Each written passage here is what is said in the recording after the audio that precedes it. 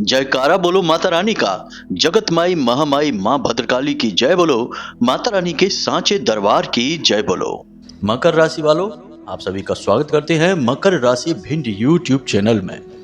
बंधुओं, अगले 10 दिनों में यह एक चीज भूल कर भी किसी को मत दे देना, वरना शनि देव का भयंकर प्रकोप आपके ऊपर टूट पड़ेगा और फिर आपके जीवन में आने वाला शुभ समय भी बर्बाद हो जाएगा और आप शनि देव के क्रोध के सीधे पात्र बन जाएंगे। आपके जीवन में भयंकर नकारात्मक घटनाएं होनी शुरू हो जाएंगी, अनिष्ट घटनाएं होंगी जिन्हें आप सह भी नहीं पाएंगे। जी हाँ बंधुओं, यह कार्यक्रम आपके लिए असल में एक बहुत बड़ी चेतावनी है और यदि आपने इस कार्यक्रम को अंत तक देखा तो आप आने वाली कई भयंकर विनाशकारी घटनाओं को टाल देंगे, साथ ही साथ कुछ ऐसी बड़ी गलतियां करने से भी बच जाएंगे जिनसे आपके जीवन में बहुत बड़ा अनर्थ हो सकता है। जी हाँ बंधुओं, तो यह कार्यक्रम आपके लिए किसी रामबाण से कम नहीं है। हमने बहुत मेहनत करके माता रानी की अनुभूतियों के आधार पर, साथ ही साथ आपकी राशि और कुंडली की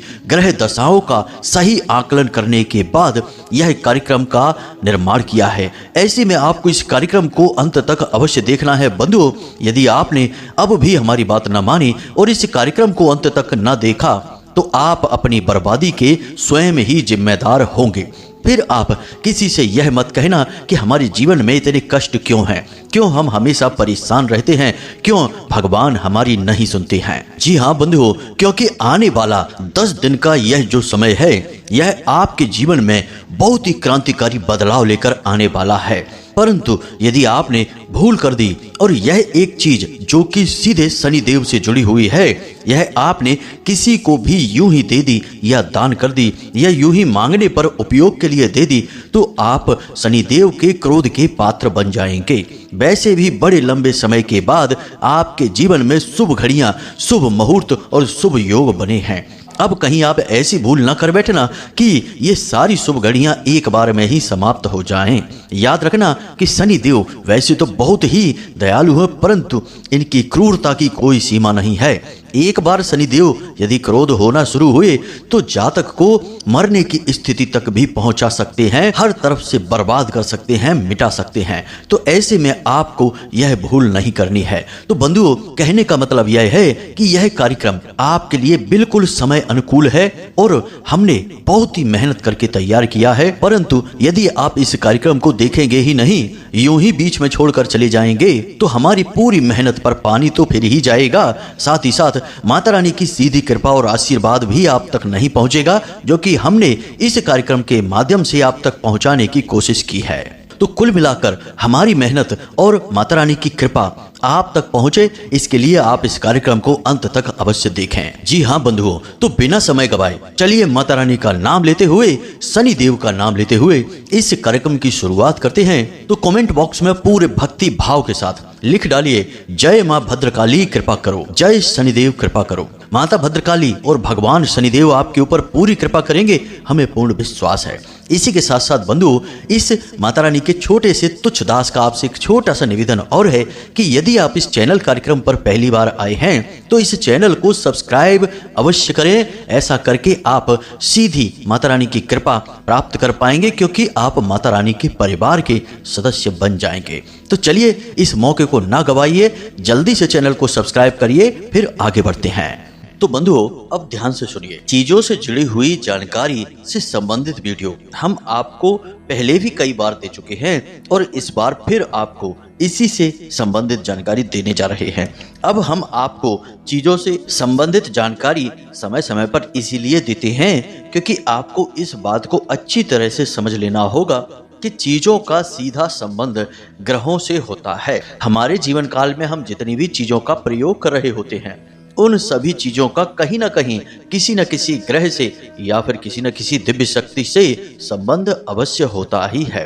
अब चाहे वे चीजें आधुनिक हों या फिर प्राचीन काल की हों, जैसे कि आज के समय के जो इलेक्ट्रॉनिक डिवाइस होते हैं, मोबाइल फोन हुए या दूसरे बिजली से चलने वाले उपकरण हुए, उनका संबंध भी ग्रहों से होता है, जैसे कि राहु से होता है। और दिव्य शक्तियों से भी होता है, जैसे कि माता भगवती से इनका सीधा नाता जोड़ा जाता है। तो अब सोचने वाली बात यह है कि जब चीजों का संबंध ग्रहों से होता है तो फिर उन ग्रहों की ऊर्जा उन चीजों में समाहित रहती है और हमारे जीवन को प्रभावित करती है। अब इसी वजह से जिस भी जातक के कुंडली में राहु की महादशा चल रही होती है और राहु उसके हानि भाव में गोचर कर रहे होते हैं, तो उस जातक के जीवन में जो इलेक्ट्रॉनिक सामान है, जैसे घड़ी है, मोबाइल फोन है या दूसरी चीजें हैं जिनका वह प्रयोग करता है, वे लगातार खराब होती रहती हैं।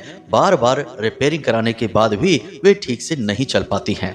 ऐसे ही हमारे एक जानने वाले मित्र हैं, उन्होंने हमसे कहा कि वे जिस भी चीज को प्रयोग करते हैं, इलेक्ट्रॉनिक चीज को, जैसे कि घड़ी है, मोबाइल है या दूसरे अन्य सामान हैं, वे बार बार खराब होती हैं। और घड़ी का तो हाल यह है कि वे अपने हाथ में घड़ी बांध ही नहीं पाते हैं। कितनी भी अच्छी घड़ी लेकर वे आए, ज्यादा से ज्यादा एक आध महीने या 15 दिन ही वह घड़ी चलती है और या तो वह गुम हो जाती है या फिर खराब हो जाती है। तो कहने का मतलब यह है कि जो इलेक्ट्रॉनिक चीजें हैं वे उनके पास फलित नहीं हो पा रही थी।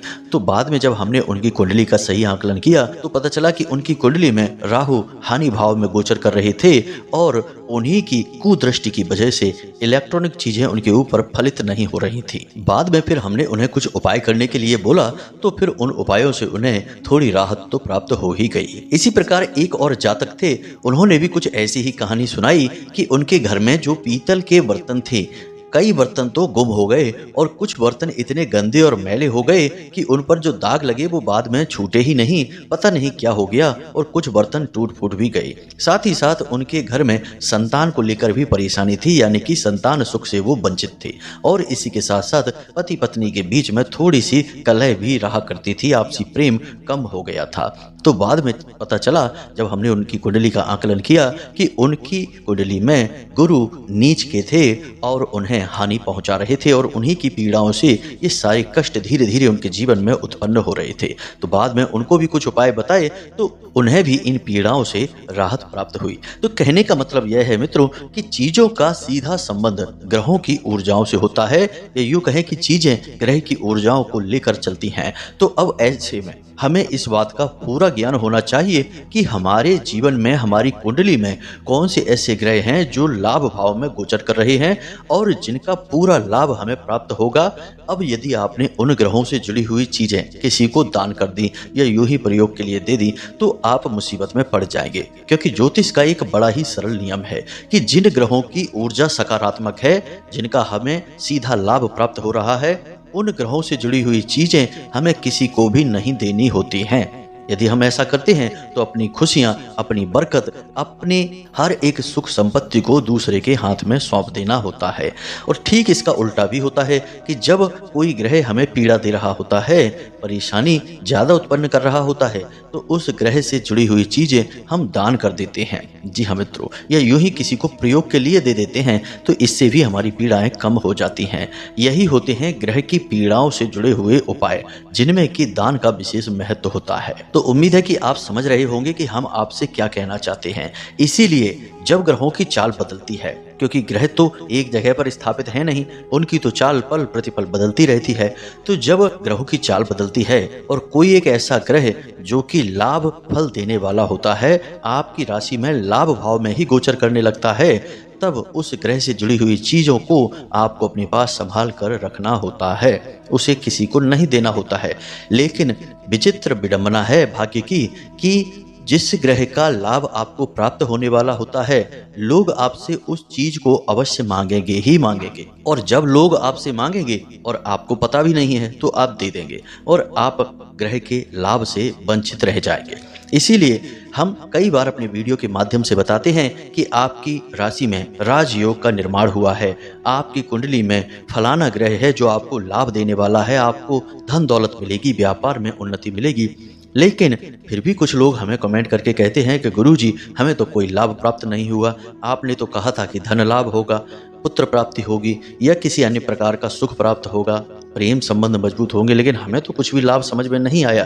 तो इसका कारण यही होता है कि हमने आपको ज्ञान यह तो दे दिया, लेकिन चीजों से जुड़ा हुआ ज्ञान जो हमने आपको दिया उसे आपने ध्यान से नहीं सुना। और जब आपने अधूरा ज्ञान लिया, यानी कि नियमित तौर पर आपने हमारे वीडियो नहीं देखे, तो आपको ज्ञान अधूरा ही मिलेगा।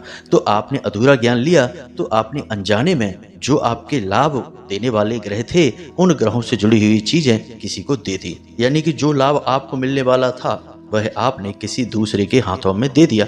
तो अब आपको कैसे लाभ प्राप्त होगा? अब कुछ लोग बड़े ही विचित्र मानसिकता के होते हैं। वे कहने लगते हैं कि हम तो नहीं मानते इन सब बातों को, हमें कोई मतलब नहीं है, ज्योतिष से, ग्रह नक्षत्रों से क्या लेना देना हमको, हम किसी चीज़ को नहीं मानते, हम तो अपने काम पर ध्यान देंगे और उसी से हमारी उन्नति होगी। ठीक है, उनकी बात उनकी जगह पर अच्छी है, लेकिन एक बात आप याद रखना कि अगर केवल काम करने, मेहनत करने से ही कामयाबी प्राप्त हो जाती तो दुनिया का हर लेबर, हर एक पल्लेदार और वर्कर करोड़पति होता और जंगल का राजा गधा होता, ना कि शेर, क्योंकि यही तो सबसे ज्यादा मेहनत करते हैं। लेकिन ऐसा तो कुछ भी नहीं है। अब एक सबसे खास बात कि दुनिया में जितने भी अमीर, कामयाब और तमाम सुख सुविधाओं को भोगने वाले लोग कहीं ना कहीं ज्योतिषियों से, कहीं ना कहीं पूजा पाठ, कर्मकांड और अनुष्ठानों से अवश्य ही जुड़े होते हैं। इसीलिए आपने देखा होगा कि बड़े बड़े फिल्म स्टार किसी खास विशेष दिन पर ही अपनी पिक्चर को रिलीज करते हैं। बड़े बड़े नेता लोग, बड़े बड़े व्यापारी, बिजनेसमैन लोग किसी विशेष रत्न या फिर नग को धारण किए रहते हैं। लेकिन एक बात और है मित्रों कि ये बातें कभी खुलेआम नहीं की जाती हैं, क्योंकि ये उपाय होते हैं और उपाय छुपा कर किए जाएं तभी फलित होते हैं। तो इन चीजों के बारे में खुलेआम कभी कोई किसी से बात नहीं करता है,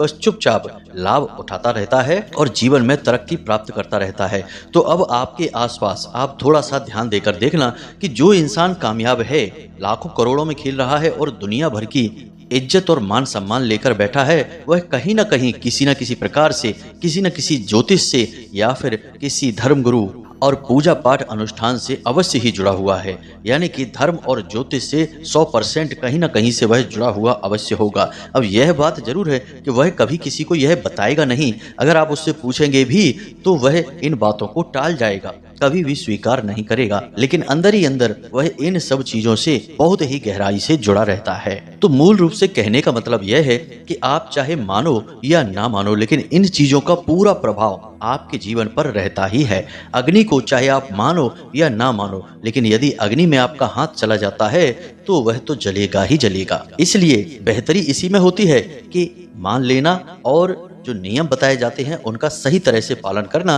ताकि बड़ी ही सरलता के साथ जीवन में कामयाबी प्राप्त हो जाए और सारी सुख सुविधाएं और जीवन का आनंद मिलना शुरू हो जाए। तो अब ध्यान से सुनिए, हम आपको बताने जा रहे हैं उस एक चीज के बारे में, तो ध्यान से सुनिए। अगले 10 दिनों में आपको इन चीजों में से कुछ भी किसी को नहीं देना है। पहले नमक का सीधा संबंध माता लक्ष्मी से होता है और यह चंद्रमा का भी सूचक है। अब आपको अगले 3 से 5 दिनों में नमक किसी को भी नहीं देना है। देने से मतलब कि कोई आपसे अड़ोस पड़ोस से भी मांगने आए तो उसे नहीं देना है। वैसे भी हमारे शास्त्रों में और ज्योतिष शास्त्र में भी नमक किसी को देने के लिए मना किया जाता है। कभी किसी को नमक नहीं देना चाहिए। साथ ही एक छोटा सा नमक को लेकर उपाय यह भी है कि आप जिस भी ऑफिस में काम करते हैं, आपका काम धंधा व्यापार जो भी है, मतलब कि आप जहां पर बैठकर अपनी रोजी रोटी कमाते हैं, उस स्थान पर एक डिब्बी नमक, यानी कि कांच की डिब्बी होनी चाहिए, धातु की नहीं, प्लास्टिक की भी नहीं, या फिर चीनी मिट्टी की डिब्बी हो, जैसे नमकदानी कहती हैं, उसमें नमक भर के आप वहां अवश्य रखें। नमक बिल्कुल साफ सुथरा सफ़ेद होना चाहिए, कोई मसाले वाला नमक नहीं होना चाहिए। आप उस डिब्बी को वहां अवश्य रखें।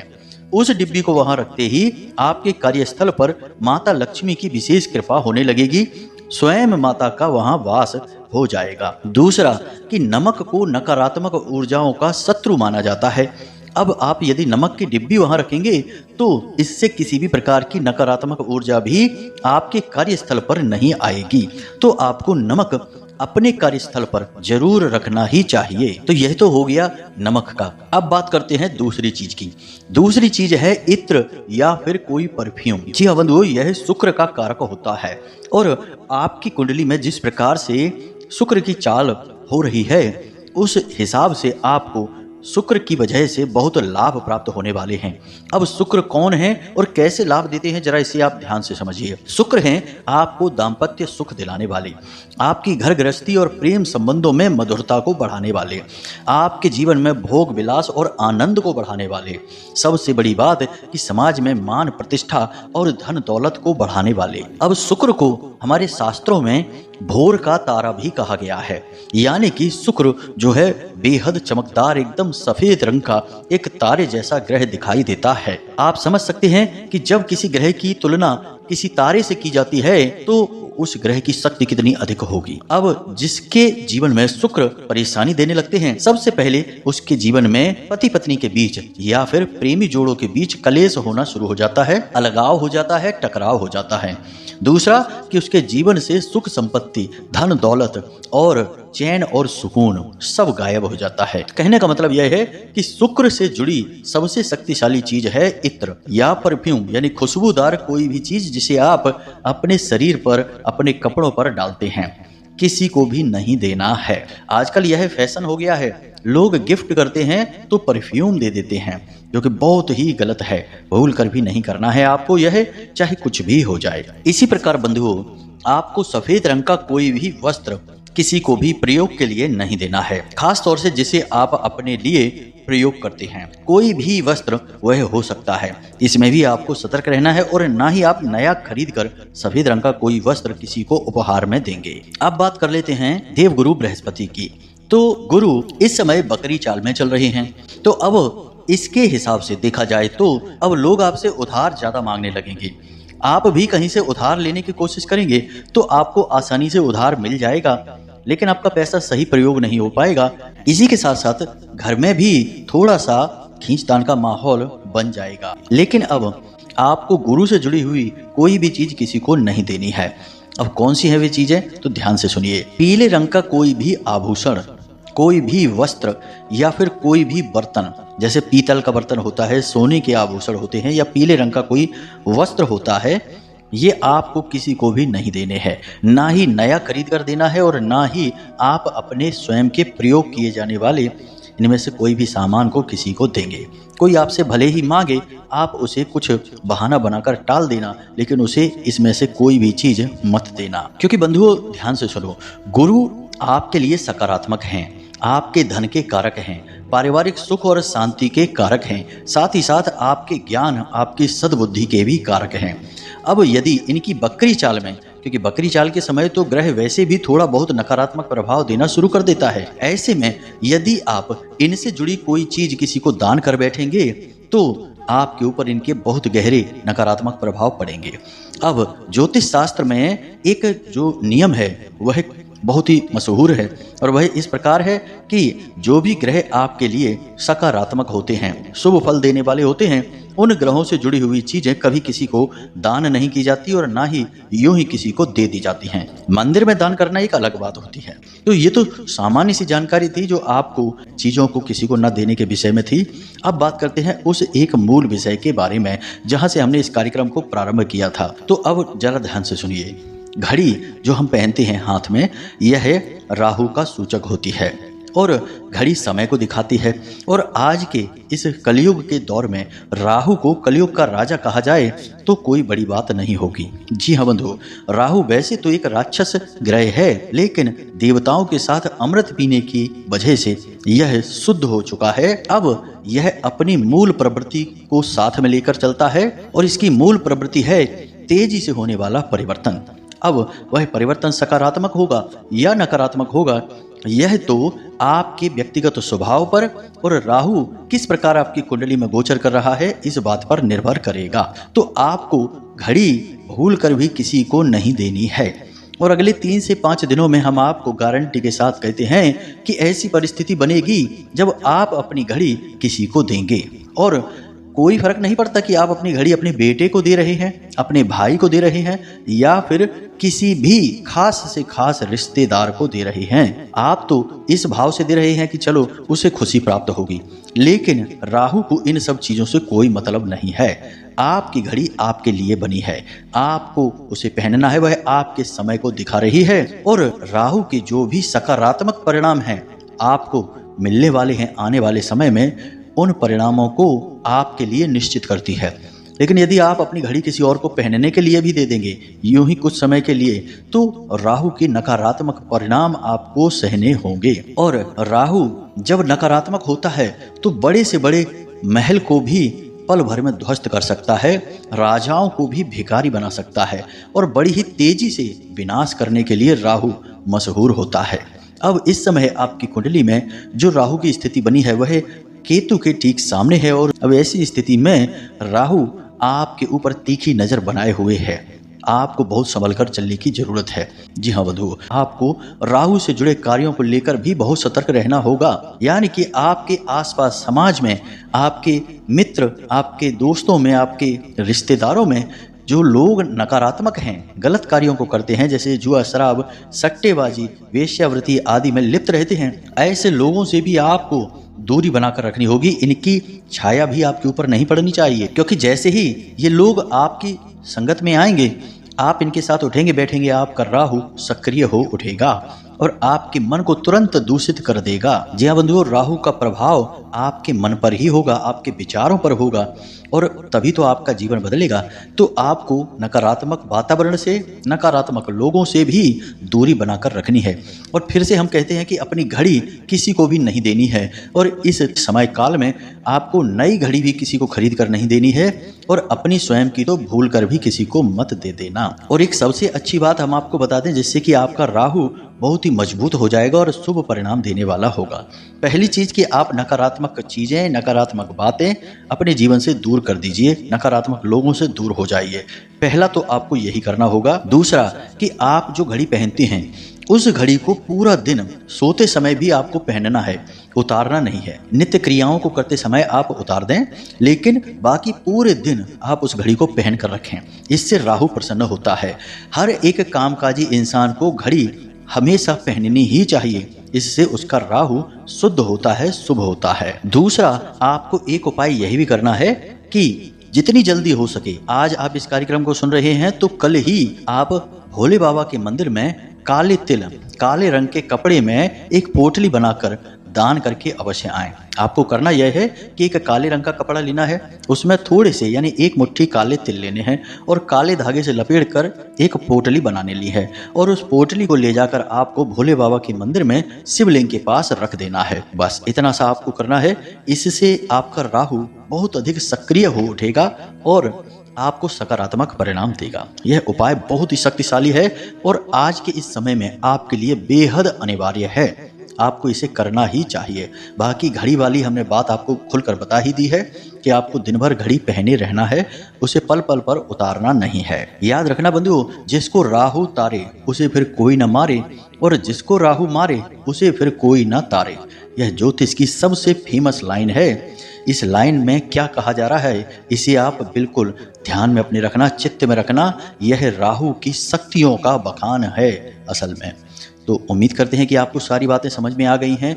अब इन बातों को अपने जीवन में अवश्य उतारना, तो आपके जीवन में कोई भी नकारात्मक घटना ना तो होगी और ना ही आपको कोई परेशानी होगी, तकलीफ ही आपके जीवन में नहीं आएगी। और दूसरी बात कि यदि कोई इन बातों से जुड़ा हुआ प्रश्न आपका हो तो आप मैसेज करके पूछ लें या फिर कमेंट करके भी पूछ सकते हैं। समय मिलते ही हम आपके प्रश्नों के आपको जवाब अवश्य देंगे।